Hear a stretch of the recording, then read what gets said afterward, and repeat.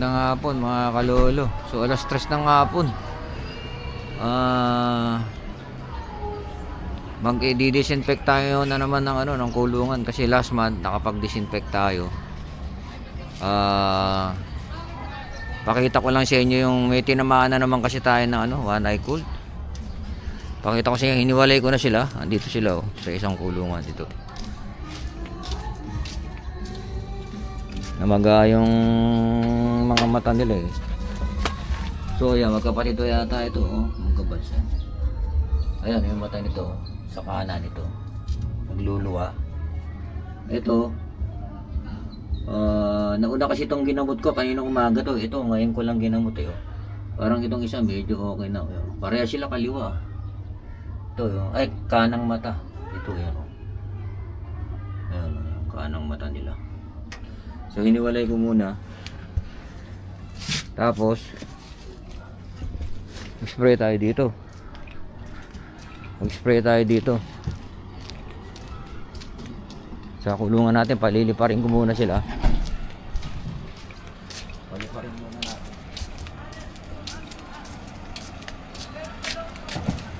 So ito yung ating Ito yung ating yan Kita ba na? Yan yung pang natin. Organic daw to Ayan antimicrobial disinfectant. Effective against E. coli, Salmonella. Iba, hindi ko maintindihan. Candida, Listeria, Bacillus, ang dami Tapos, sabi niya, first aid measure, eye and skin contact. Case by irritation, plus eyes with water. Meron din palang skin eye irritation ito. Oo. So yan, ito yung binili natin na ito yung binili natin. Ayan, try na pangalawang beses na ito gamitin. Bali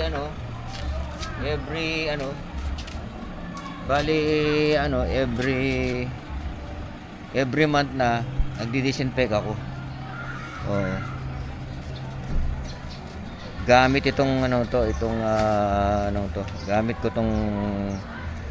itong disinfectant. Bali pang second month na ngayon kasi June ako nag-start tapos ngayon July may tinamaan na naman kasi niloload natin sa truck Although may bakuna na silang 4-in-1, tinatamaan pa rin. Ewan ko kung bakit. But at least out of 26, dalawa pa lang yung tinatamaan. So kaya ayun, try ko lang i-video ngayon kung ano yung ginagamit ko para if ever maging effective ma-share natin. Gagawin natin ngayon ito 5 minutes lang naman ito as per instruction. 5 minutes lang siyang papatuyuin, tapos pwede nang gamitin yung area nila. So gagawin natin ngayon, paliliparin ko muna itong mga nandito. Paliliparin ko muna. Nak na parang hindi nakapokus sa akin. So yan inaano ko yung cameraman, mukhang nakatagilid kasi yung camera So ito yung mga ibon natin. So inakyat ko na yan kanina. Yung ngayon dalawa yung nakuha ko. Dalawa. Yung nakita kong mayroong Sana dito wala na. Yung tinitingnan ko kasi sa mata Pagka yung isa pa yung ayaw kumain o ayaw pumasok agad sa kulungan as lungkutin. Inaano natin. Yung puti, inoobserbahan ko yung puti. Parang namamaga ang mata niya pero nung dinampot ko siya hindi naman. Talagang makapal lang yung talukap niya. So ngayon gagawin natin dyan meron pa tayong 24 dito. Gagawin ko, pakakawalan ko sila. Papakawalan ko sila ngayon. So yan, meron tayong camera woman ngayon kasi wala sila pasok. So pakakawalan ko muna to bago ko mag-spray. Sprayan ko.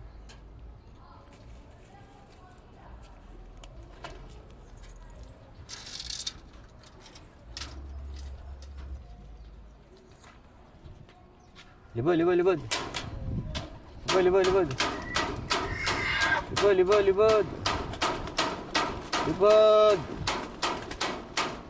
Lipad! Lipad! Lipad! Lipad! Lipad! Lipad! Lipad!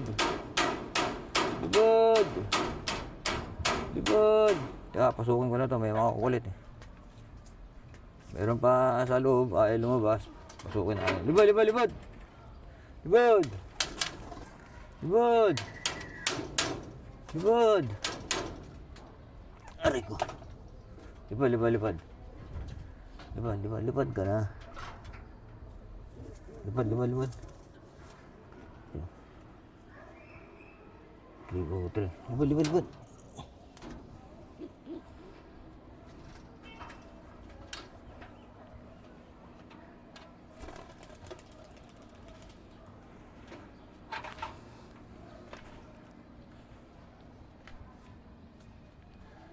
So, ayan ah. Ayan, lumipad na sila. Ayan. Ayan. 24 na lang yan. Yung dalawa kasi nasa quarantine. So, ngayon, ang gagawin naman natin ngayon, yun nga,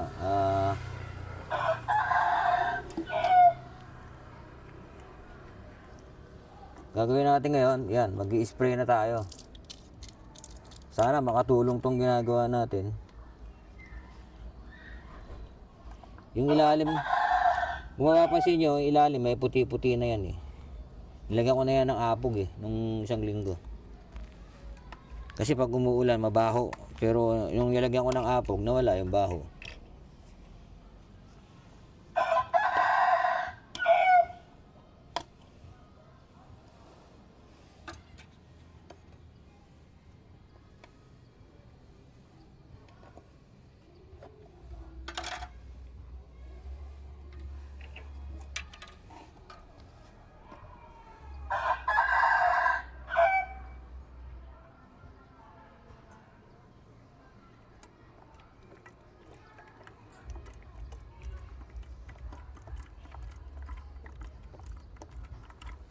Pinupuro ko to eh.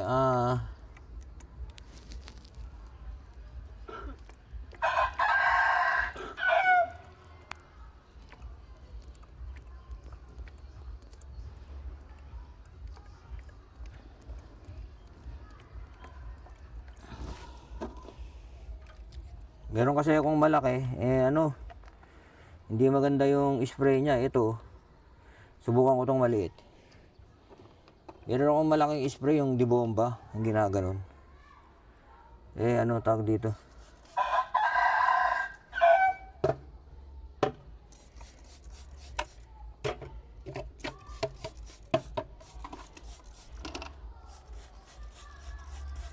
I-sprayan ko yung itong buong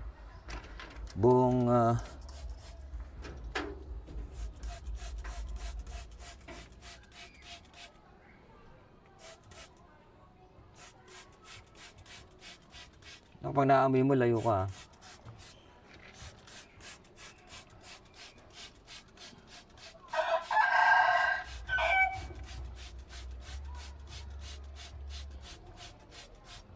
So ito, i-sprayan ko lahat ng box parts.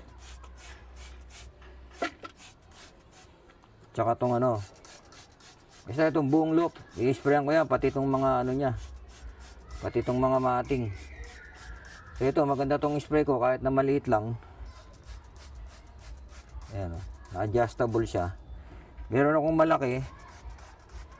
Ano naman siya? Ini-spray ko ng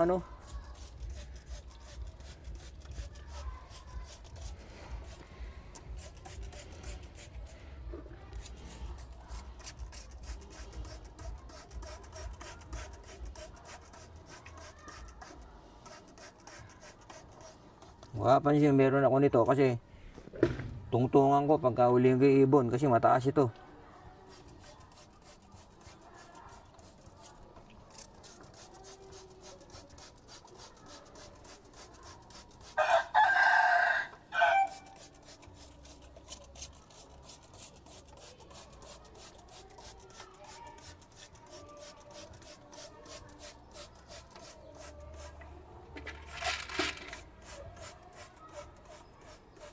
Plano ko i-torch din to, i-torch.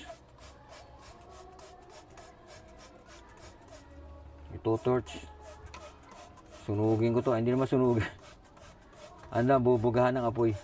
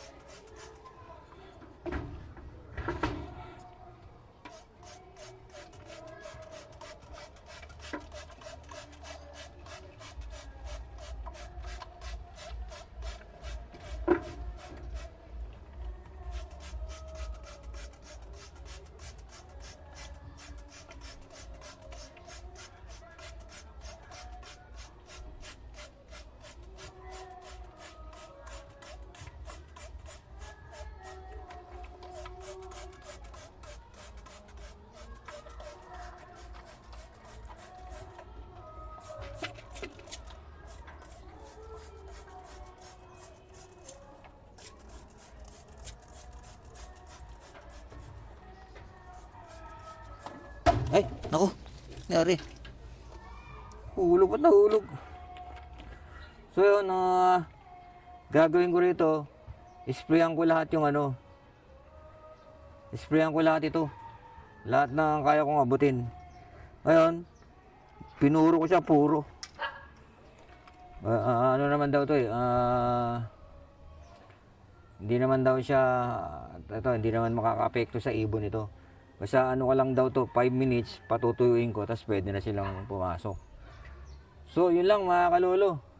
Para hindi masyadong umaba yung video natin. Siguro ang ginamit natin, ito, baka naman, ANK. Envirolite. Yan, yun ang ginamit ko rito. Na pang disinfect.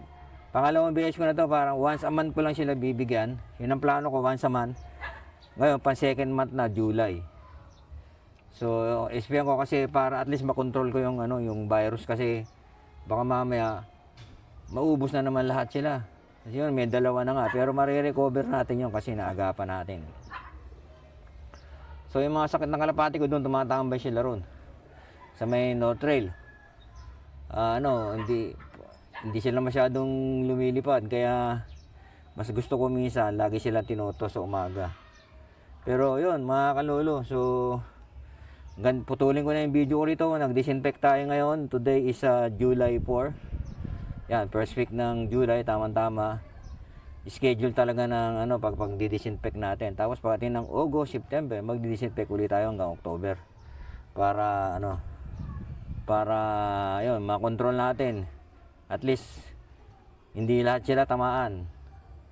So madali naman pong ngayon naman madali ko naman makita kung sino yung merong one eye cold kasi yung nga malungkot sila at hindi gaano kumakain at saka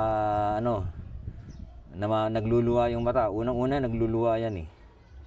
So makukuha mo na, wag mo nang antayin mamagapan ng gusto. Yun, kaya inaagapan na natin. So kung makikita nyo yung dalawa ron, yung isa kaninang umaga yung nalagyan ng gamot. Tapos itong pangalawa, nung bandang alas 2 ko lang nakita yun eh, o tanghali. So dinampot ko na kaagad kasi nakita ko isang mata niya pipikit-pikit. So dinampot ko na, yun na nga, nagluluha. So yun, inagapan na natin, makaka-recover sigurado kasi yung isa, kita nyo isa, lumilinaw na yung niya eh. Umiimpis na yung magano isang mata niya. So may gamot naman tayo na pang one eye cold. Kaya maagapan natin yon. So nakailang load na tayo sa truck, naka-4 o 5 load na yata tayo. 26 over 26 pa rin tayo. So nakakabalik naman sila. Ang lang natin, hindi tayo maka-score sa pooling. Din yan, darating din tayo dyan, makaka-score din tayo dyan. Siguro yun lang kailangan ma-develop ko yung mga breeders ko kung sino yung magiging talaga. Kung sino talaga yung producer. Kailangan yan yung mga breeders natin, kaya marami tayong stock. Bumibili tayo ng stock. Sinusubukan natin at kung alin yung magkiklik, yun ang uulitin natin. next season. So, yun mga kalolo, putulin ko muna yung video ko rito. So, para patuloy ko muna yung pag-spray dito. So, see you in my next vlog. Salamat po sa panonood.